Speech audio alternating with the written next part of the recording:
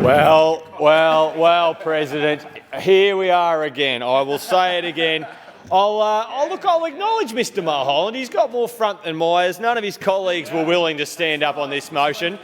They are hiding away in their offices, embarrassed and ashamed of what their side has done to see themselves here again today. So at least Mr Mulholland stood up, and in fact he stood up and spoke for longer than Mr Davis, the lead speaker. And I would have thought Mr Davis could speak a bit longer because he's already had the speaking notes for this prepared for him by his staff last week when we were here. And I don't know about anyone else this morning, but when my clock radio went off, I've got you, babe, Sonny and Cher was playing. I thought, oh my God, I'm in Groundhog Day, we're here again. We're doing it all again. Unfortunately, I didn't keep my notes from last time. I could have referred to them again. But here we are again, and Mr Mulholland, I'll give it to you. You stood up, then you fronted up, so well done. Mr Davis, I just want to pick up on some incredible quotes. A loophole that's got us here. I think it's a wormhole that's got us here that opened up and has taken us 2 weeks back in time. Absolutely incredible, Mr Davis. So while Victorians want us to be talking about cost of living, while Victorians want us to be talking about things that impact on them, it's the chaos within the Liberal Party, it's the chaos that has led to Mr Davis being back in charge of the opposition in this place that has seen this come about. And I really would have thought Mr Davis would know better. Someone who talks about tradition, someone who talks about respecting this place, someone who talks about proper process, someone who has been here for far longer than I would have thought that he would have seen fit to go and take this to an appropriate committee. Proper consultation. There's been a lot of conversation on that side about consultation, and this was rammed through. And to borrow some of Mr Davis's language, the sort of language he uses when he doesn't actually have facts or figures or stats to back it up, the shadowy, dark murkiness that led us to this place where this motion was rammed through, and here we find ourselves now. Now, we know Mr Davis has an aversion to doing the hard work, and we saw that before the 2022 election. When he was Shadow Treasurer, was asked on costings for his party's policies, he couldn't come up with them. He didn't have the attention to detail. And it's proof, it's further proof yet again that the Liberals are not fit for government.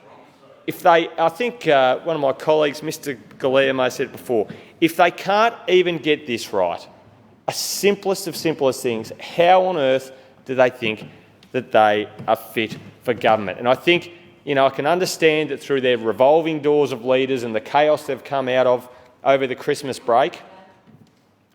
Dr Heath, on a point of order. A point of order was just called before on relevance. This is just a disgusting waste of our time. It's a disgusting waste of our time. I think you're debating the point of order. And I ask you to bring the member back to the motion. Ms McIntosh, a further point of order, or to continue? Oh no, I'll call everyone back to the motion. But since I've been sitting here, I think that all sides of the chamber have taken a fair bit of liberty on this particular motion. But I will call people back to the motion. Sorry, I do agree with Ms Heath. This is a disgusting waste of time, one that's been brought to this place by David Davis and the Liberals, wasting all of our time when we could be discussing things that are absolutely important to Victorians. And I'll just finish up on the point I was making. I think Mr Davis and the Liberals are distracted because of their revolving door of leaders over the summer. They've come here. This wouldn't have happened under Ms Crozier's watch. Miss Crozier, this wouldn't have happened under her watch. Mr Davis clawing into his new roles, on the fly, Davis. We warned him that this would happen, and here we are. Like many of the questions that come up in question time that are lacking in detail, that are lacking with facts or figures, this is the same thing we've seen from the Liberals, we've seen from Mr Davis since he has come in to his new role.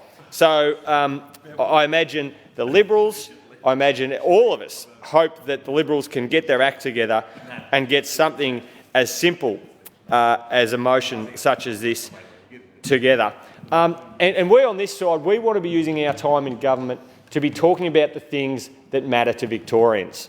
Things like kindergartens, 3 and 4 free kinder, so we can get our kids get them in with other kids, 15 hours, 30 hours, get them educated early, get that best start to a best life in new buildings. I spoke before in my members' statement about a new kinder I just opened last week in Tukkaruk, visiting one that we opened last year in Currumborough, on primary schools, saving parents from doing the double drop-off so that parents can get back to work. And then our kids, they're familiar with the surroundings. They go into the primary schools that we're investing in, teachers that we're investing in, so these kids can come through academically and emotionally and come out and go into a TAFE that we've invested in, with staff that we've invested in, to ensure that then they can go into jobs that we've supported, an economy where there are jobs, low unemployment in this state. These are the things that Victorians care about.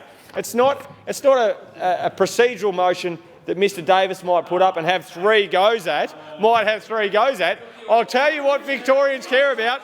They care about health services. They care about the hospitals that we're building right across the estate. They care about ensuring that nurses are paid properly, ensuring that our AMBOs are paid properly. These are the things that matter to Victorians, not a motion like this. It's about ensuring that we have the housing for Victorians. They get that education. They've got the healthcare. They've got the pipeline and the pathway into jobs and the pipeline of jobs to work in. And then the houses. Houses that are near loved ones, near families, where if they want to do so, they can raise a family. Something Mr Mulholland used to stand up and talk about. Now he's in a straitjacket. We don't hear that. And Mr Mulholland, I do want to, just to make sure, I'm sorry, Mr Mulholland, your reaction just got me there. I do want to come back to the debate, as is fit and proper to do so. This disgusting waste of time, as Ms Heath pointed out. Mr Mulholland talked about Mr Kennett. Mr Mulholland raised Mr Kennett. The nightmare of Kennett, Mr Mulholland talked about. And that is exactly, that nightmare is etched into people's minds. All these things I just talk about, when you talk about schools, when you talk about TAFE, when you talk about transport, all of these things, it is etched into people's minds. That nightmare of services being cut, of jobs being cut, of train lines being shut down and ripped out, like the hospitals that were either privatised or closed down. People remember. So thank you, Mr Mulholland, for raising the Kennett nightmare, because people remember. We know if there's an Edward Scissorhands 2, you'll be casting yourself as the lead role, because cuts is all you would do if you had your hands on the lever of government.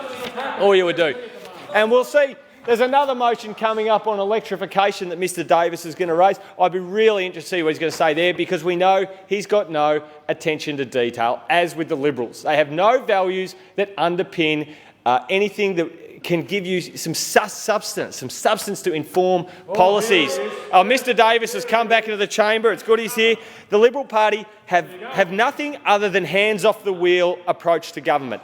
They don't want to do anything that delivers for Victorians, and this is why they are unable to come to this place with rational, sensible debate, with some policies to bring something to the table.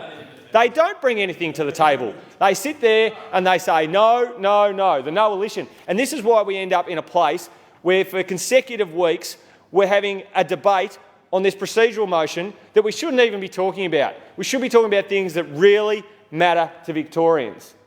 It is a disgrace, Ms Heath. We should be talking about things that matter to Victorians, and I'm proud to be a part of a government that has the shared values, a collegial nation, a collegial group, that we get our policies together because they're instilled out of values that we believe in, values that will improve the life of every single Victorian. Livability, affordability.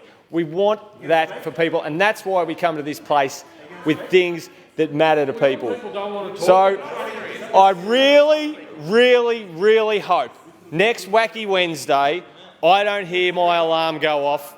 I don't hear Sonny and Cher, because I don't know if we can do this for a third time. Mr Mulholland, I know you don't want to be here for a third time, but it was very gutsy of you to stand up and try and cover Mr Davis's tracks, And he's come back in. So, Mr President, I've run out of time, but thank you for the opportunity to speak on this motion.